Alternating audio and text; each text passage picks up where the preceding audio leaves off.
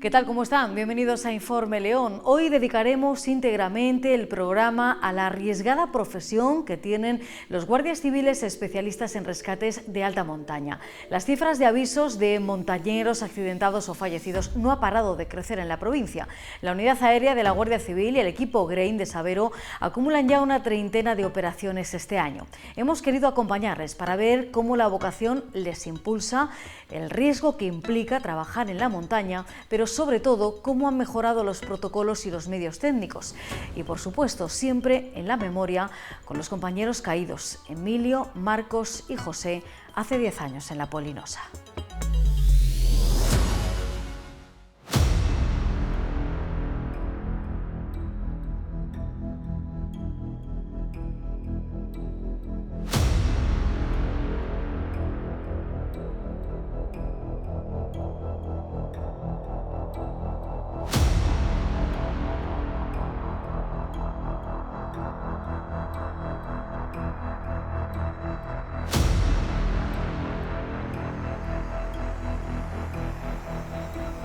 León ha sufrido en los últimos 32 años 2 accidentes de helicóptero de extrema gravedad.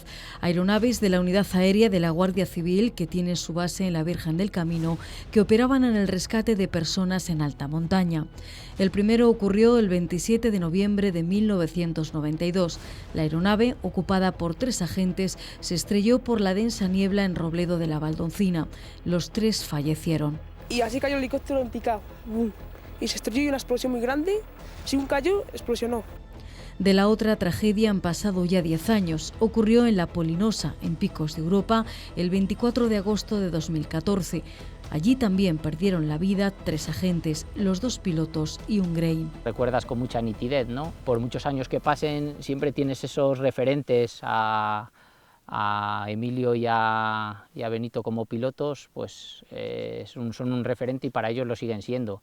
Y nosotros, nuestro compañero Conejo, pues bueno, pues lo hablas, hostia, que esquiaba, ¿te acuerdas que bien esquiaba? ¿Te acuerdas lo bien que se movía o tal? Bueno, pues sí que son referentes y tienes un buen recuerdo de ellos, claro. Quique fue el único superviviente aquel día en la Polinosa.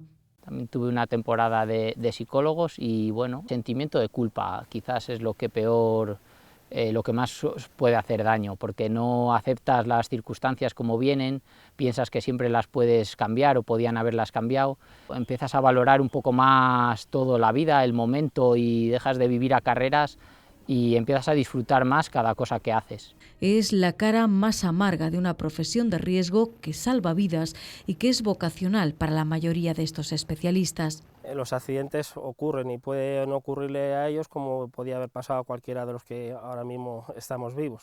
Entonces son cosas que asumes por el trabajo que tienes y por la vocación y al final pues lo llevas como interiorizado. Cuando tuvimos el accidente yo le cambié la semana entera a uno de los compañeros. O sea, la vida es una pura casualidad y en montaña más. Coincidimos los 2 pilotos y el compañero y yo en el último rescate, claro, ese recuerdo siempre lo tienes. Te trae recuerdos, sí. De hecho yo tengo una circunstancia que un fallecido hace unos años y se localizó bastante próximo a donde estaban las placas de la Polinosa. Entonces ese día el cuerpo un poco, unas sensaciones bastante extrañas. David, brigada de la Unidad Aérea, presenció el accidente del 92 en Robledo cuando apenas era un adolescente. Fue muy confuso porque al final llegas allí antes de que llegue nadie, fuimos de los primeros, y claro, ves los cadáveres y ves cosas que para un niño de 13 años, iba a cumplir 14, pues hombre, es impactante. Aquello hizo aún más férrea su vocación de guardia civil. A mí me gustaba la aviación.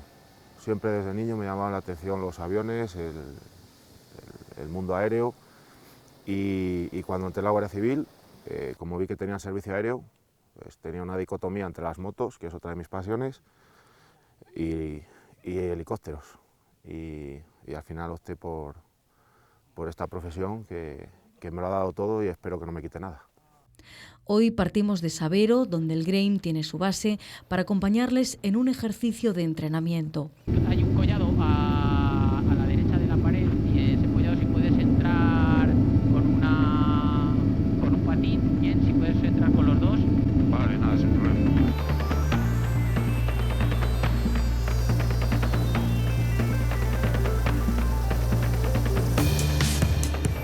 Acompañamos a la unidad aérea de la Guardia Civil y al equipo Grain hasta el pico Gilbo, en la provincia de León, a casi 2000 metros de altitud.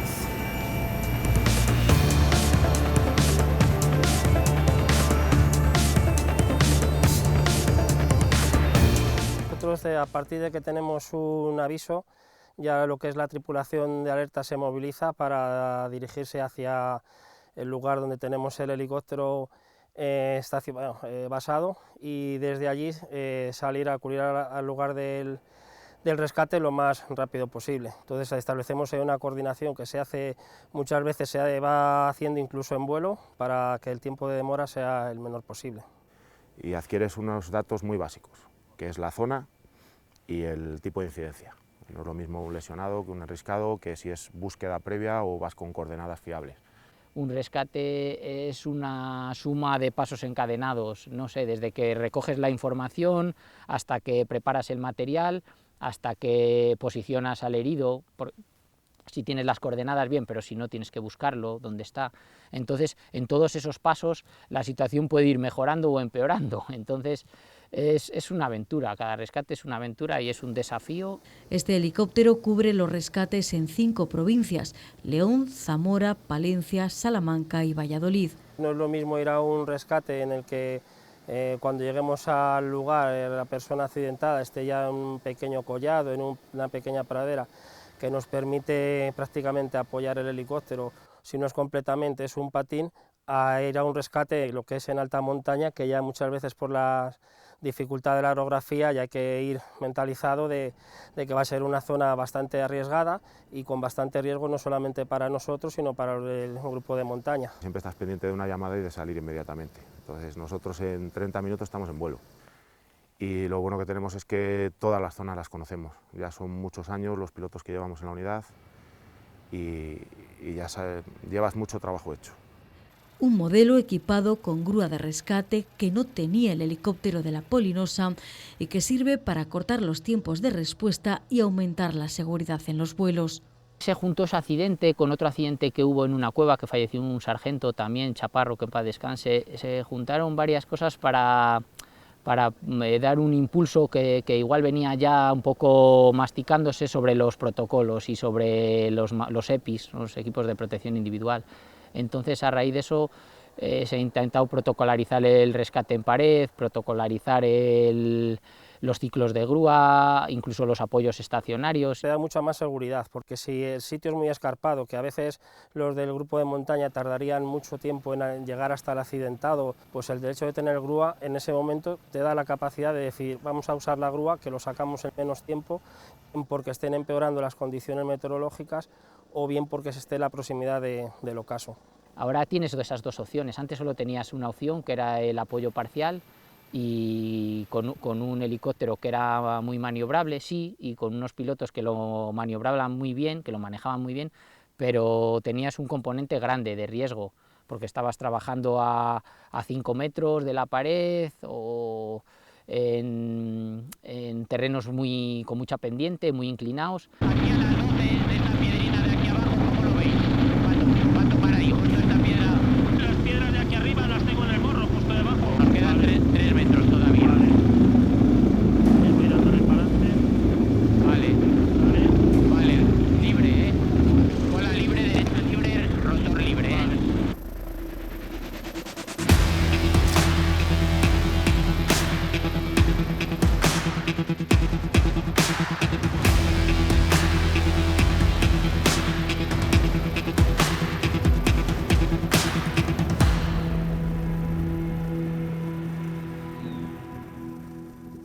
En esta pared del pico Tres Peñas, en el valle de Valdetorno, el equipo Grain realiza un ejercicio de ligruaje con un descenso de cable de 20 metros. Casi todos los rescates al final son rescates de riesgo. El hecho de estar con el helicóptero frente a una pared vertical o apoyando el patín en un pequeño saliente para que se bajen los compañeros de montaña, el mantener la aeronave perfectamente estabilizada para que ellos les suponga sea mucho más fácil, pues ahí siempre tienes un riesgo que lo tienes que asumir, pero bueno, ahí está ya la práctica, el entrenamiento y la experiencia. no te queda otra, haya mal tiempo, el día esté fatal, el viento, que es lo que más nos afecta, ese día sabes que tienes que hacerlo. En un entrenamiento te tomas muchos más márgenes, más seguridad. Entonces a nosotros nos aumenta la pericia. Es una profesión donde siempre tienes que estar aprendiendo. El día que dejes de aprender tendrás que buscar otra especialidad.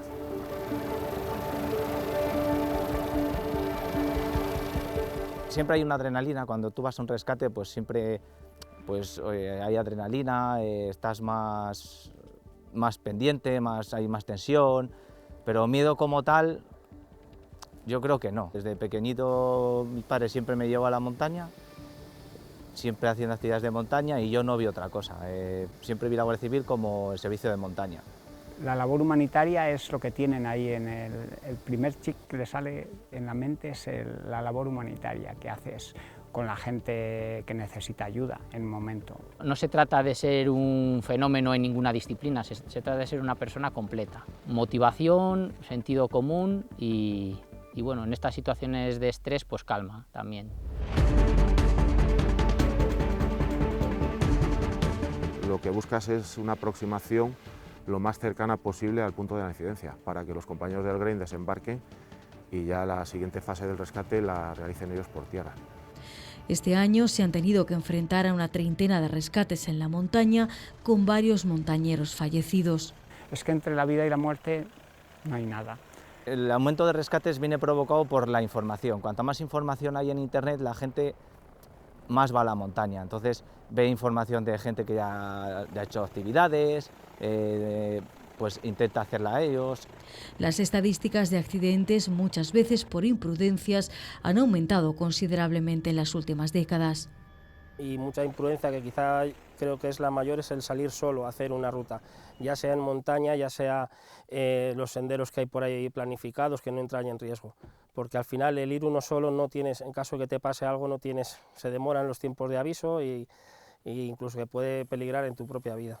Te puedo contar una anécdota, 2 personas que llevan 2 días y medio perdidas, la primera frase o la segunda que nos dicen que si no les vamos a echar la bronca, y con esa cara de aturdimiento, de llevar 2 días y medio, no sabían dónde estaban, y dices, ¿cómo te vamos a echar la bronca si la alegría es nuestra de poder haberte encontrado después de 6 horas de caminata que llevamos? Que sí, que el 80% de los rescates son imprudencias que se podían evitar. Bueno, hay que entender, el ser humano, todos cometemos errores y normalmente aprenden.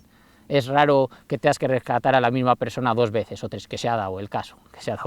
Lo único que puedes hacer es tranquilizarlo y decirle, bueno, ya está resuelto, tranquilo, estás a bordo de la aeronave, estás seguro, y con eso es suficiente, porque él solo se ha dado cuenta de lo que ha podido terminar. ¿Para qué le vas a recordar la imprudencia que ha cometido, que él mismo ya es consciente? Nosotros estamos para ayudar y cuando se requiere la ayuda, pues aunque sea por una imprudencia, todos las cometemos en algún momento de nuestra vida. Un trabajo que requiere de una gran exigencia física y mental, sobre todo en las situaciones más peligrosas. En Espelio hay escenarios duros, de frío, de que la gente se encuentra en shock, pero peligrosamente podemos decirlo que es en invierno con ventisca. Son los peores momentos que he vivido de rescate. Cualquier circunstancia de fuertes rachas de viento, en montaña es cambiante y puede tener más fuerza que las propias turbinas de la aeronave. Entonces tienes que preverlo y saber si puedes entrar o no. Lo intentas, buscas la forma, pero te das cuenta que con más de 40 nudos va a ser muy complicado en montaña poder hacer un rescate con seguridad. En invierno una persona aislada es una persona que puede fallecer de hipotermia. Entonces un rescate, tanto en invierno como nocturno, tiene un plus de peligrosidad. Cuando ya prevés que no te va a poder recoger el helicóptero o que no te deja el helicóptero, pues obviamente tú ya cuentas con un tiempo que pues, probablemente pases la noche, pues ¿qué haces? Pues meter ropa de abrigo para ti, para el herido, intentar montar un punto caliente porque sabes que si no lo puedes sacar vas a tener que esperar al día siguiente a que puedas recogerte el helicóptero. De las peores situaciones es, a nivel personal, nuestro accidente, y el accidente de los compañeros. Es lo peor. En el 2003 salimos ilesos con secuelas, pero fue en el Espigüete, una térmica, llevó el helicóptero contra la roca y ahí parecía que se iba a acabar todo. No puedes dar por hecho en ningún lugar que es fácil. El helicóptero tiene un riesgo y el ser humano comete errores a veces, sin querer. Para mí, después del accidente, cada día es como si es mi último día de vida. La gente te pregunta siempre, pero después de haber tenido eso, ¿quieres seguir? Pues más, todavía. No me vería haciendo otra cosa que no fuera esta. Yo creo que es lo que tenemos en común todos mis compañeros y yo, es que no te ves haciendo otra cosa. Haces lo que te gusta y bueno, si por circunstancias tienes que hacer otra cosa, otro trabajo, pues lo haríamos, pero esto es lo que nos gusta. Yo disfruto hasta con las cuevas, que es la niña fea de la especialidad, ¿no? Lo que menos le gusta a la gente, pero disfrutas porque de todo aprendes, de todo vas adquiriendo experiencia y todo es ir metiendo para el saco de tu formación o de tu experiencia cosas que te van a hacer falta. Por eso, los ángeles verdes seguirán surcando el cielo.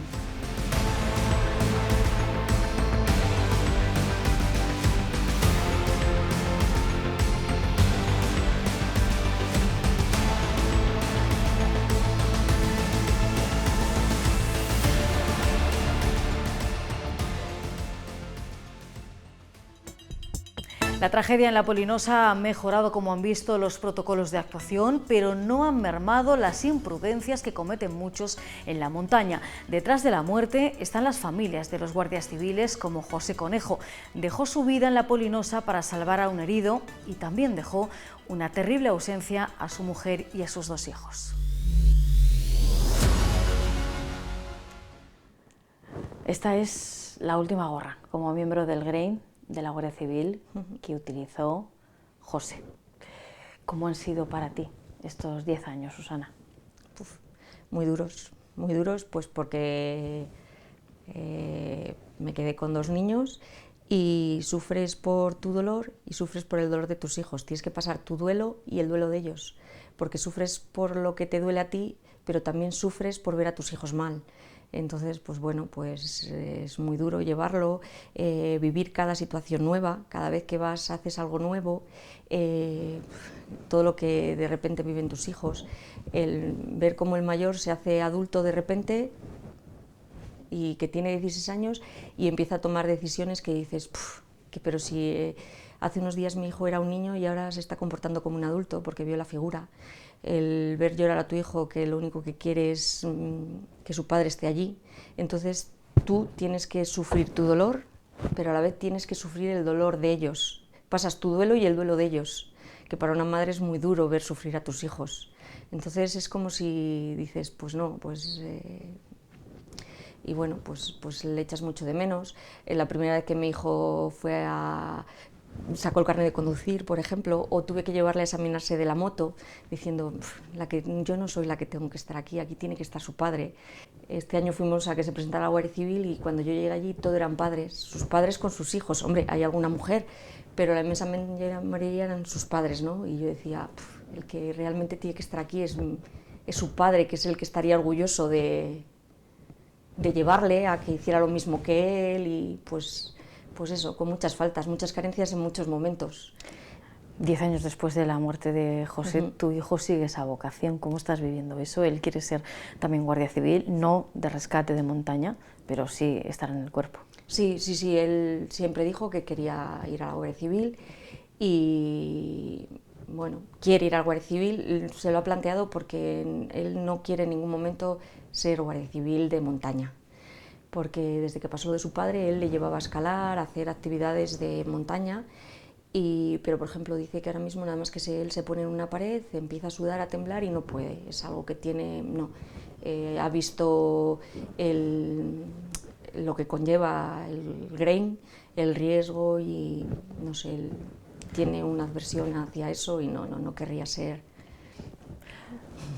José era consciente de que se jugaba la vida, de que tenía una profesión que a diario, porque estamos viendo rescates a diario, en los últimos años todavía más, o lo normalizaba, ¿no? Le daba valor. No, sabía cuando había momentos. De hecho, el día que pasó, yo ese día por la noche hablé con él, porque bueno, por circunstancias no estábamos juntos. Yo me había... ese año José cumplía 50 años. Y todos los años nos vamos con mi familia, nos íbamos, porque pues, desde la muerte han cambiado muchas cosas. Nos íbamos de vacaciones toda la familia, mis padres, mis hermanos, nos íbamos juntos. Ese año mi suegra había sufrido una operación, él cumplía 50 años, eran los quintos en Laguna, que se celebra mucho, y nosotros nos íbamos a ir de viaje, íbamos a hacer un crucero por sus 50 años, ¿no? Entonces, pues decidimos que él se iba a quedar aquí en Laguna. Se iba a quedar en León, ayudando a mi suegra, y se iba a quedar aquí. Y yo me fui con mis padres. Entonces, esa noche habíamos hablado y él me había dicho, le dije yo, ¿pero no te vas a quedar a la fiesta? Porque era fiesta allí en Laguna esos días. Y dice, no, me voy para casa porque estamos teniendo muchos rescates y están siendo muy complicados. No, quiero irme para casa porque no, estos días hemos tenido rescates, están siendo muy complicados y quiero estar centrado, nada. Él sabía que algo, ¿sabes?, que en ese momento, y sabía los momentos en los que además hacía meses habían tenido otro accidente, sus compañeros de un helicóptero habían caído, sí, él sabía que arriesgaba su vida, pero no le importaba. No le importaba porque para él lo más importante era montaña. Tuvo ocasiones de venirse para León con otra especialidad que tiene de explosivos de perros y no quiso. Lo valoró, o venir a una oficina a la comandancia por los años que llevaba, y dijo que no, que él no iba a ser feliz metido en una oficina, que lo suyo era montaña. Muchas veces en un rescate a veces se rescatan supervivientes o se rescatan personas que pierden la vida en la montaña. ¿Cómo vivía eso él? Y también influye de la persona que rescataran. Tuvo momentos malos, por alguna vez rescató a una chica que dijo que se parecía mucho a mí y lo llevó muy mal, porque dijo que si hubiera sido yo, ¿sabes?, se ponía en el lugar y lo llevaba mal.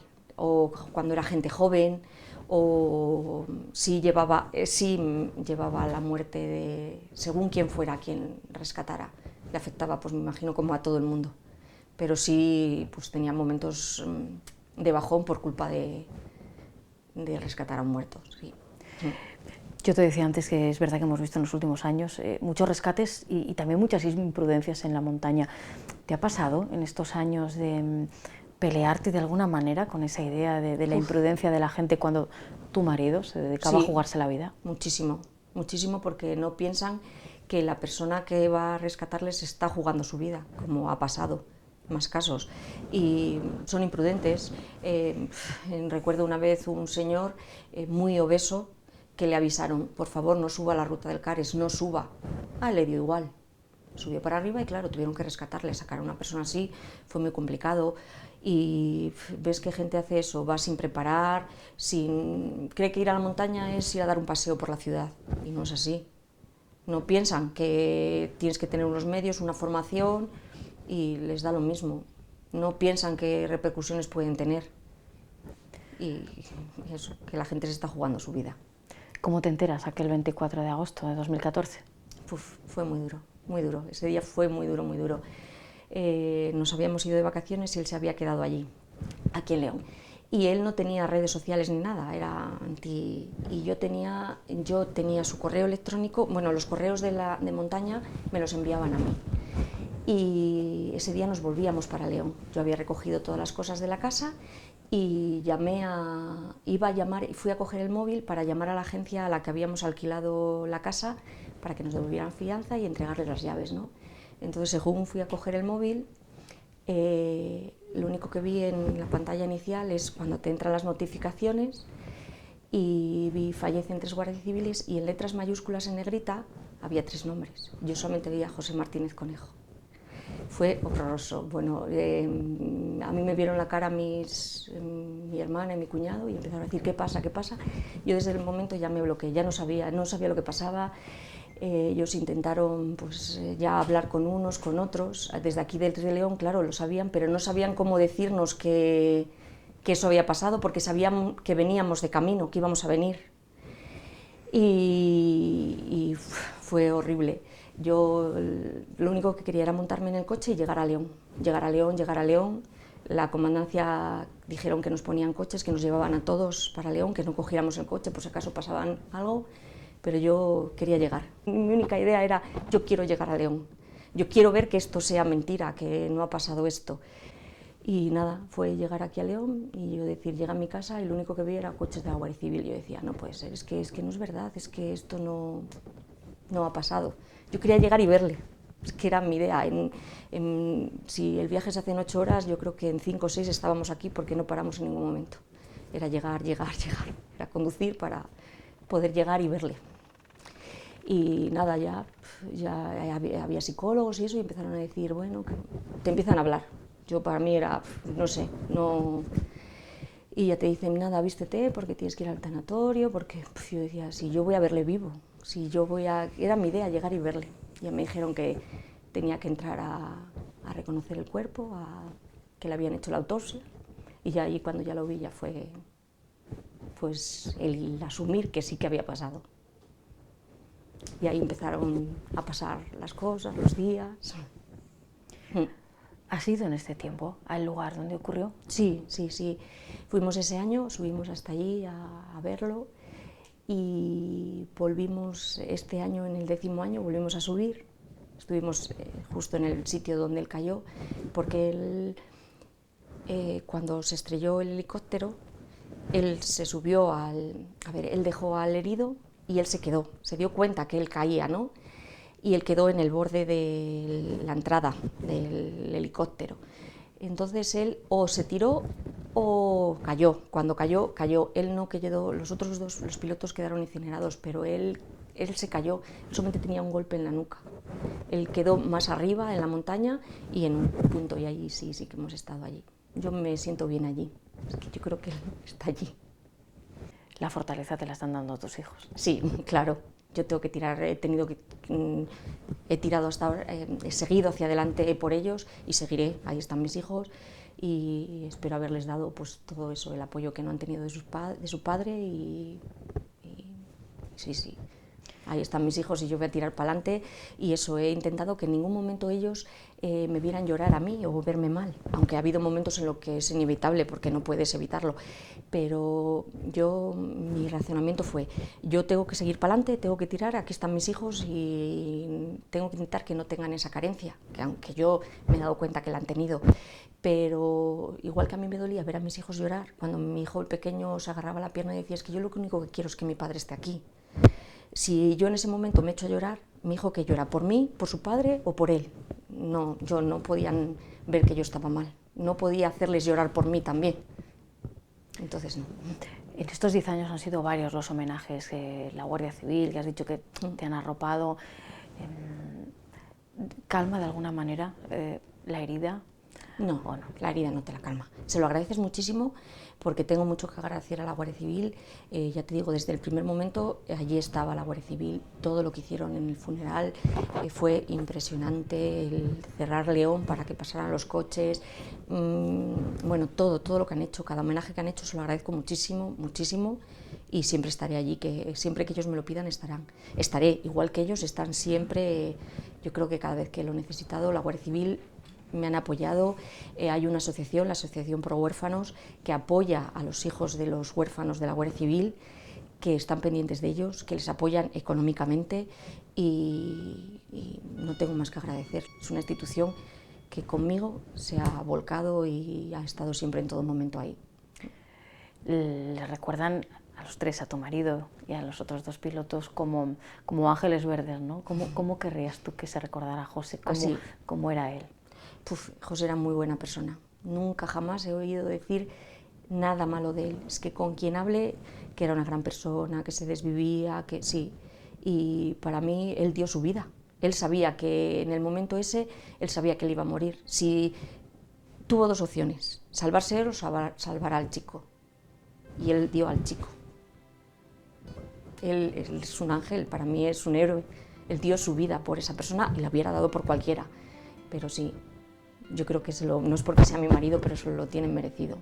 Ellos sabían que cada día que hacían un rescate arriesgaban su vida, no les importaba. Y él en ese momento serían segundos, pero todo lo dijeron. Además es que su compañero lo dijo, que vio en su cara como diciéndolo, ponle a salvo, que yo sé que voy a morir.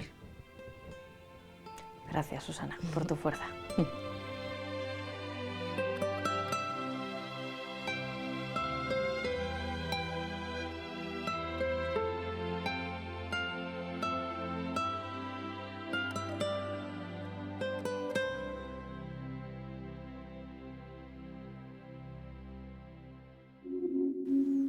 Con este testimonio cargado de entereza y de orgullo nos vamos. Volveremos a vernos la próxima semana en Informe León. Sean felices y gracias por vernos.